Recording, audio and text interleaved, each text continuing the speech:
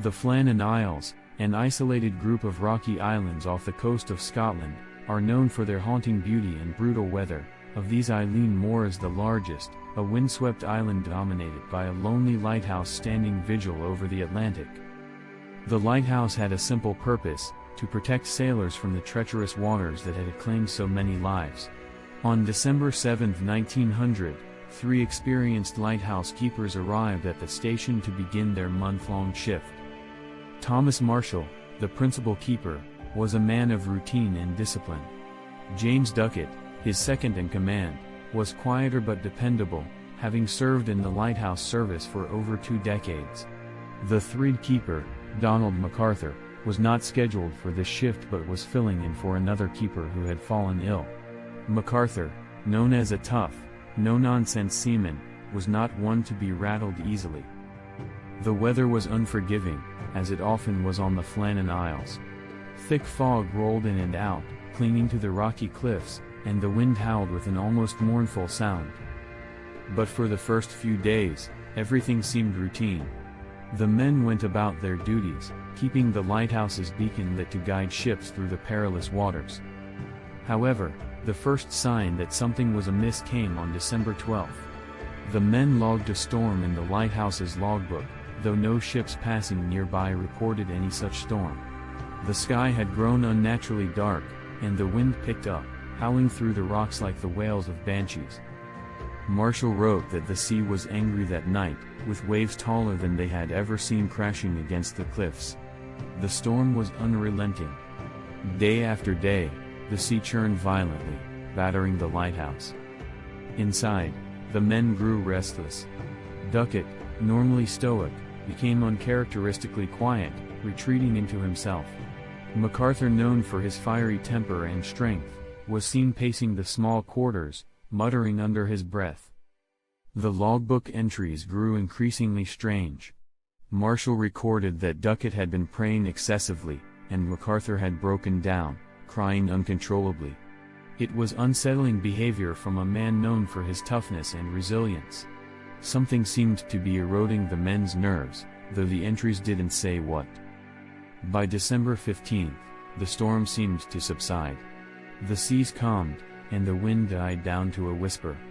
But the final entry, recorded at 9 a.m., was nothing more than a cryptic, single line: "The storm is over, the seas are calm. God is over all." It would be the last anyone ever heard from the keepers.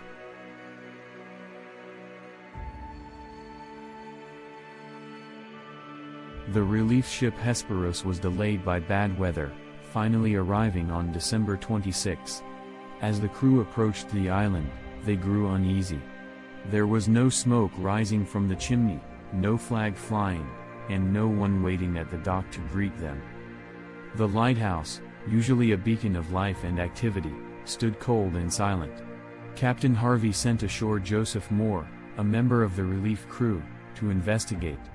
Moore, who had known the keepers personally, felt a sense of dread as he climbed the steep path to the lighthouse.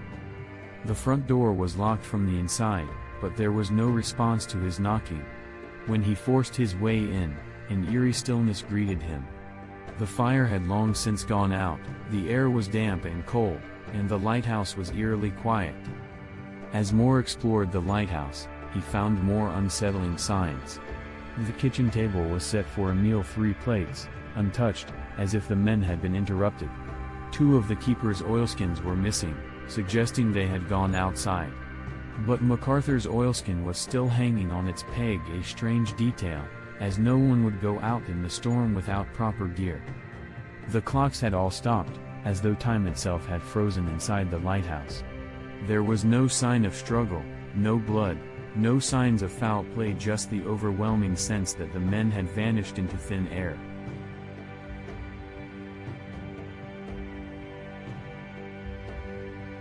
The crew scoured the island, shouting the men's names, searching the cliffs and the surrounding area. They found nothing, no bodies, no evidence of what had happened. The only clue was a damaged lifeboat rope, frayed and hanging off the cliffside. It looked as though someone had tried to secure the lifeboat in a hurry, but there was no indication the men had ever left the island. The official investigation that followed concluded that a massive wave must have struck the island, sweeping the men off the cliffs and into the sea. But this explanation raised more questions than it answered. For one, no waves of that magnitude were reported by any nearby ships on December 15th. And even if such a wave had occurred, why hadn't all three men left the lighthouse together? Why was MacArthur's oilskin still hanging inside? Some locals believed that the island itself was cursed, haunted by ancient spirits.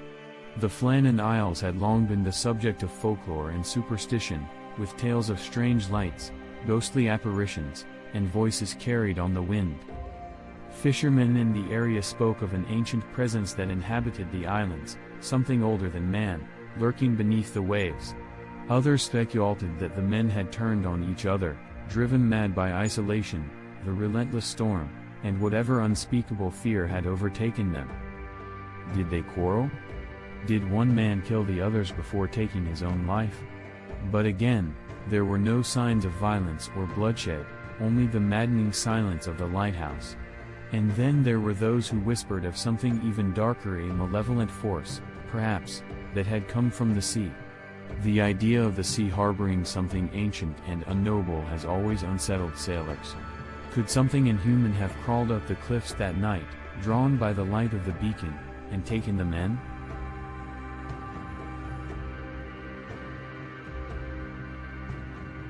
In the years that followed, the Flannan Isles lighthouse became the subject of rumors and ghost stories.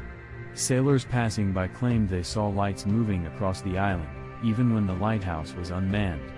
Some swore they heard voices carried on the wind, calling out in despair. But no one dared to return to the island after dark. To this day, no one knows what truly happened to Thomas Marshall, James Duckett, and Donald MacArthur. Their disappearance remains one of the most chilling maritime mysteries in history. Theories continue to abound, but the truth, like the men themselves, has disappeared into the fog, leaving behind only whispers on the wind and the faint echo of a lighthouse standing watch over the endless sea.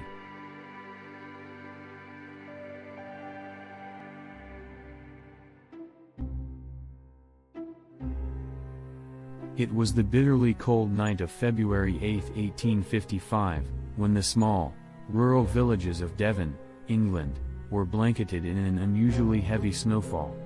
The air was still, as if nature itself was holding its breath, and the only sounds were the occasional gusts of wind sweeping across the rolling hills and the crackle of dying embers in the hearths of the cottages. Little did anyone know, by morning, their peaceful world would be shattered by a mystery so strange, so unnerving, that it would haunt the region for generations. As the dawn light crept over the horizon on February 9th, the first sign of something wrong came from a farmer, trudging through the snow toward his barn. He noticed something peculiar, hoof-like impressions in the freshly fallen snow. At first, he dismissed them as marks left by one of his animals, but as he followed the trail, a deep unease began to grip him. The prints were too uniform, too precise. And they weren't just leading toward his barn. They were everywhere. Stretching as far as the eye could see, a single line of cloven footprints carved their way through the untouched snow, perfectly spaced and eerily deliberate. But what sent a chill down his spine wasn't the shape of the prints, it was where they led. The hoof-like marks crossed rooftops, snaked up the sides of homes, passed through walls, and even spanned the frozen river Exe, as if gravity held no sway over the creature that had left them. The prints covered miles, over 100 miles, crossing through villages, fields, forests, and rivers in a way no human, animal, or machine could have ever managed. Word spread like wildfire. By midday, the entire region was buzzing with fear and confusion. People from neighboring villages gathered to inspect the marks for themselves, walking alongside the strange trail, marveling at its impossible precision. Mothers clutched their children tighter, whispers of the devil walks among us echoed in the stone streets, and the local clergy warned that these were signs of something evil. But the more they investigated, the more unsettling the mystery became.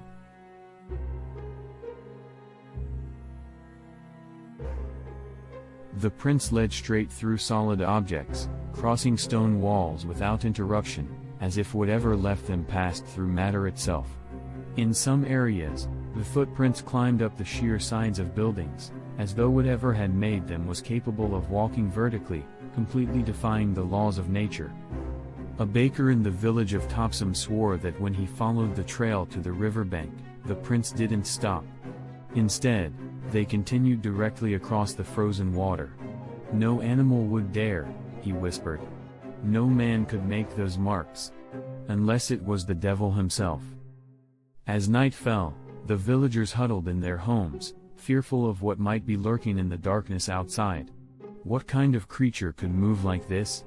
Some suggested a kangaroo, as bizarre as it sounded, though no one could explain how such an animal would arrive in Devon or why it would travel in such a straight, deliberate line for so many miles.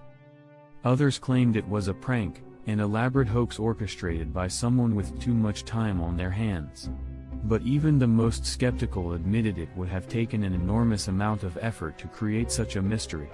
By the time the sun rose again, there was no answers, only more questions.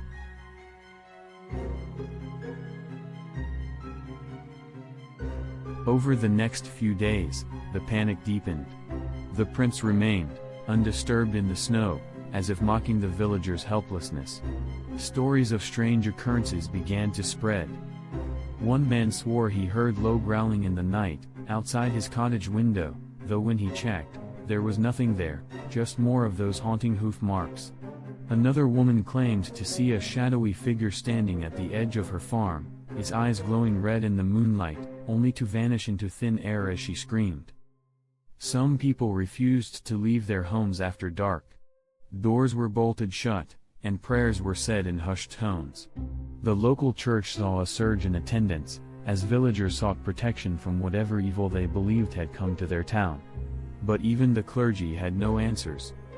One priest, Father Brennan, took it upon himself to follow the tracks one evening, determined to debunk the growing hysteria. He gathered a group of men, torches in hand, and set off to trace the footprints into the nearby woods. For hours, they walked in silence, following the eerie, unbroken trail.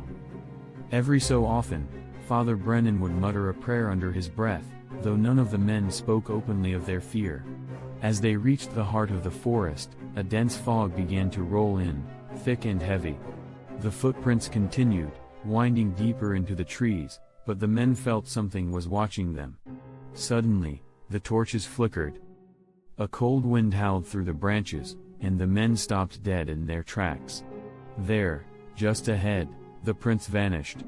The snow remained untouched, as if whatever had been making the train had simply disappeared. A sense of dread fell over the group, and Father Brennan, normally composed and resolute, felt the hairs on the back of his neck stand on end. "We should go back," one of the men whispered, his voice shaking. No one argued. The mystery was never solved.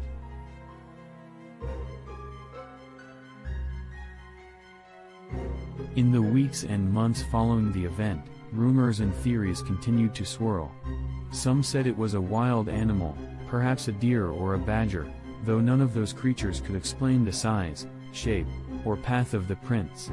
Others whispered that it was the devil himself, searching for wayward souls in the dead of winter. The story of the devil's footprints spread beyond Devon, becoming a nationwide curiosity and even appearing in newspapers across the country. As time passed, the snow melted, and the prince vanished into memory.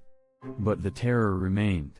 Even today, over 160 years later, the story of the devil's footprints endures, a chilling reminder of something inexplicable, something that defied all logic. Historians, scientists, and paranormal investigators have all attempted to solve the riddle, offering explanations ranging from mass hysteria to hoaxes, but none have been able to explain the sheer scale of the phenomenon. Some say it was a natural occurrence, a series of strange atmospheric conditions that somehow left these bizarre impressions. Others hold fast to the belief that something unnatural, perhaps even demonic, walked across the frozen countryside that night. Whatever the truth may be, this is certain: the Devil's Footprints remain one of the most haunting and mysterious events in the history of the UK. Others hold fast to the belief that something unnatural, perhaps even demonic, walked across the frozen countryside that night. Whatever the truth may be, one thing is certain: the Devil's Footprints remain one of the most haunting and mysterious events in the history of the UK.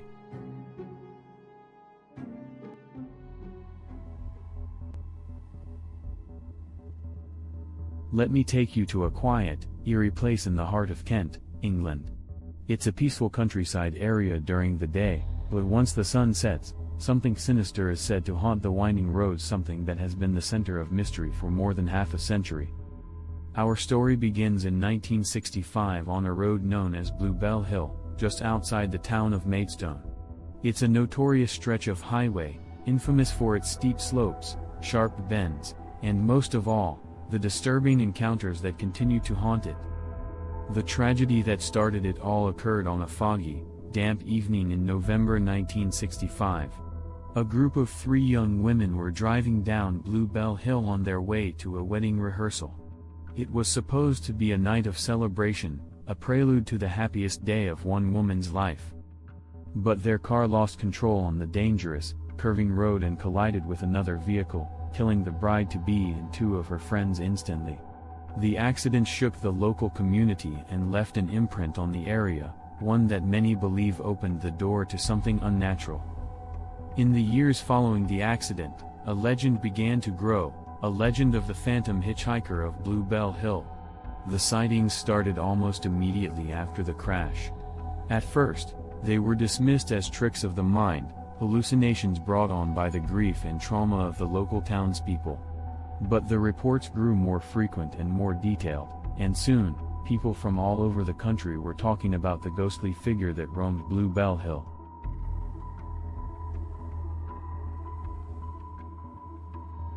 Most of the stories follow a similar pattern. Drivers late at night spot a young woman standing on the side of the road, her long white dress fluttering in the wind.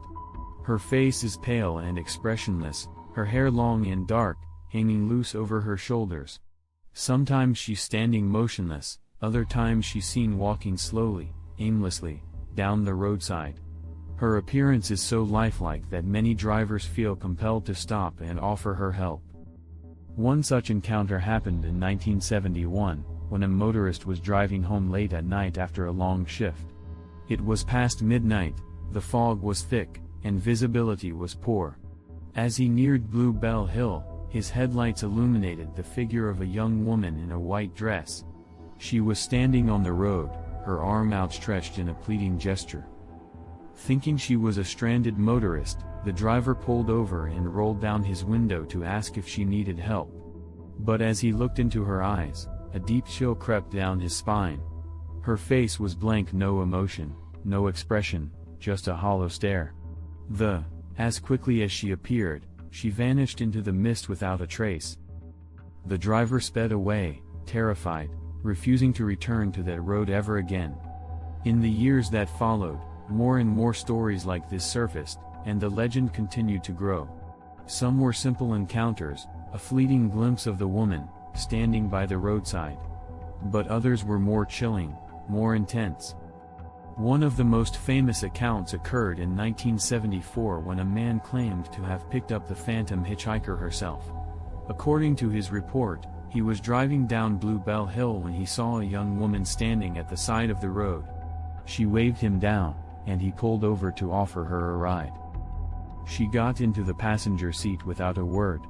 The man described her as being cold to the touch, her dress damp as though she had been caught in a rainstorm. The drive was unnervingly quiet, the woman speaking only once to give him an address, a house not far from the road. As they approached the destination, the man turned to ask her another question, but the seat next to him was empty. She had vanished completely. In shock, the man drove to the address she had given him. A woman answered the door, and he hesitantly told her what had just happened. The older woman listened to his story, her expression solemn. She then revealed something that made the driver's blood run cold. The description matched that of her daughter, who had died years ago in the infamous accident on Bluebell Hill. She had been the bride-to-be, killed tragically on the eve of her wedding. The unseen passenger. Not all of the stories are about the phantom hitchhiker standing on the roadside. Some are even more unsettling. Over the years, several drivers have reported hitting a woman with their car. The experience is always the same: a figure suddenly appears in the middle of the road. The driver slams on the brakes, but it's too late. The impact is sickening. Shaken and panicked, they stop, jump out of the car, and search for the woman they believe they've struck. But no matter how thoroughly they search, there is never any sign of a body, no blood, no damage to the vehicle. Nothing. It's as if the collision never happened. One man, in 1992, reported such an experience. He was driving late at night, when a woman appeared out of nowhere, standing in the middle of the road. He slammed on his brakes, but it was too late. His car struck her with full force. Horrified, he jumped out, expecting the worst. But as he frantically searched the road and the nearby bush, there was no one to be found. He drove straight to the police station, visibly shaken, and reported the accident. The police searched the area thoroughly but found nothing. They had heard the story before and calmly informed him that he wasn't the first to have such an experience on Bluebell Hill.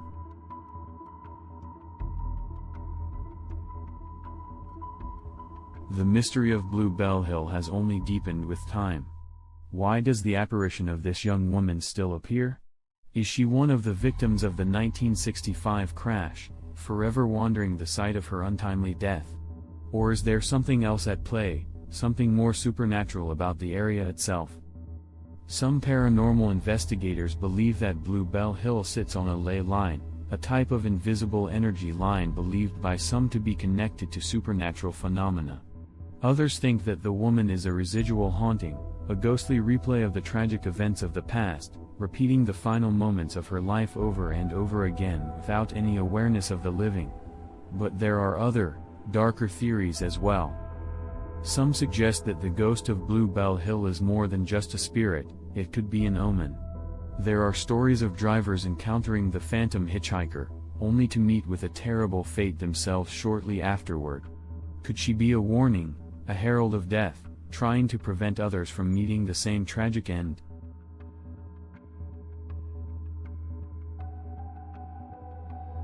Despite countless witness reports, police investigations, and even paranormal inquiries, no explanation has ever been found for the sightings on Bluebell Hill. The ghostly figure continues to appear, unnerving those who encounter her and leaving them with a lingering sense of dread. Some drivers refuse to take that road after dark, while others deliberately seek it out, hoping to catch a glimpse of the phantom bride.